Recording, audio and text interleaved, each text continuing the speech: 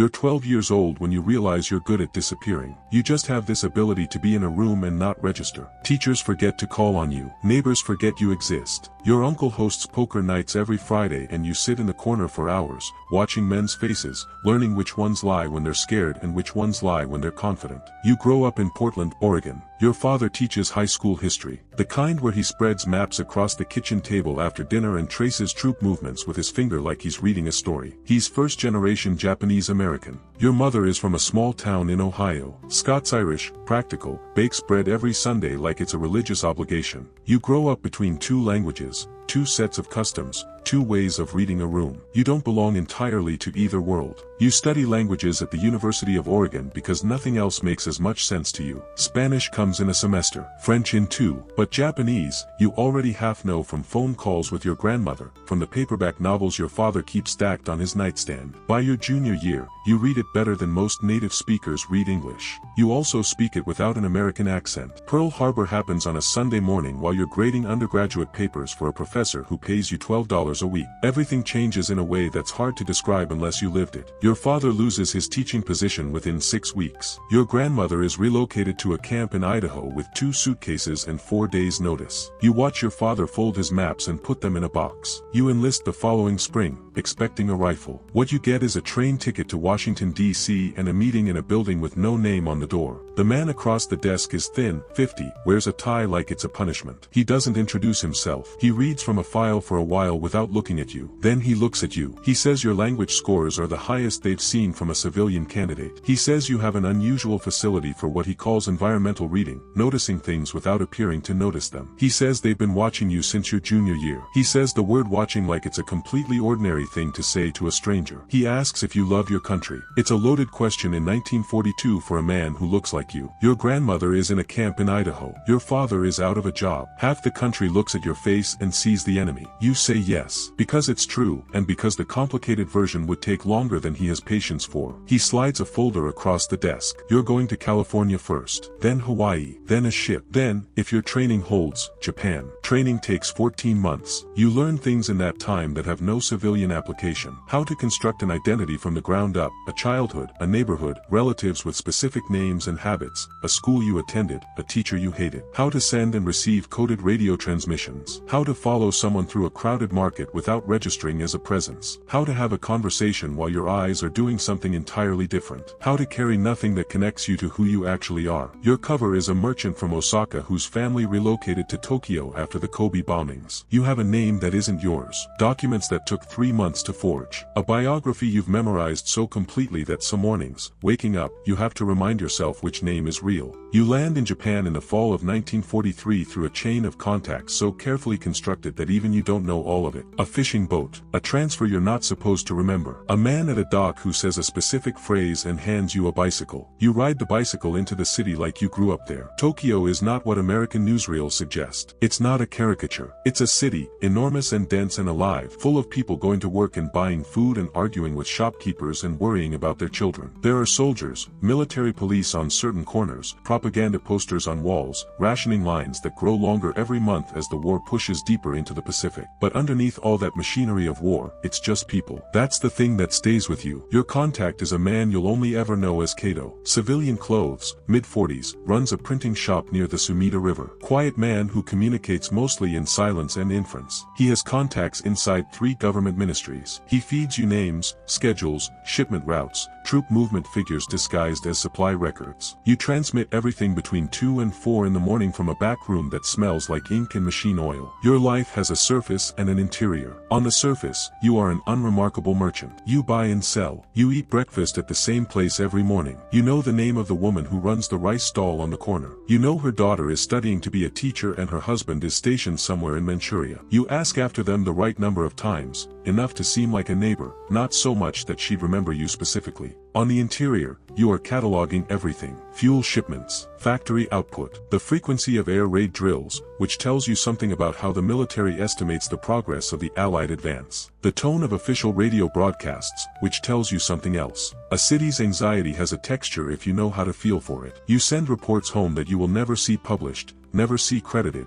never see acknowledged in any form. By 1944, the city's texture is changing. The rationing lines are longer. The propaganda shifts, less triumphant, more endurance-focused. The language of sacrifice starts appearing in places where the language of victory used to be. Men who were confident a year ago are quieter. You watch faces at the breakfast stall, at the market, in the street, and you can feel the shape of what isn't being said. You report this. You report it precisely, in numbers and frequencies and specific observed behaviors, because your handlers have no use for your feelings. They want data. You give them data. The hardest part of the work is not the risk. You've made peace with the risk. You've made peace with the possibility that Cato gets picked up one morning and you have 4 hours, maybe less, to be someone else entirely before the threads connect. You've rehearsed that. You know exactly which routes you take, which contact point you'd hit, which boat to be on before midnight. You are sitting in the middle of these people. You know the woman at the rice stall. You know the retired schoolteacher 2 doors down who plays Go in the evenings and once, in a rare generous moment, invited you to watch. You know the boy who sweeps the street outside Cato's shop and wants to work on boats when he's older. They are people with specific faces who have been unreservedly decent to a stranger in their city. You don't discuss this with Cato. You don't discuss it in transmissions. There's a moment in the winter of 1944 that you return to sometimes. You're eating alone at a small restaurant, low tables,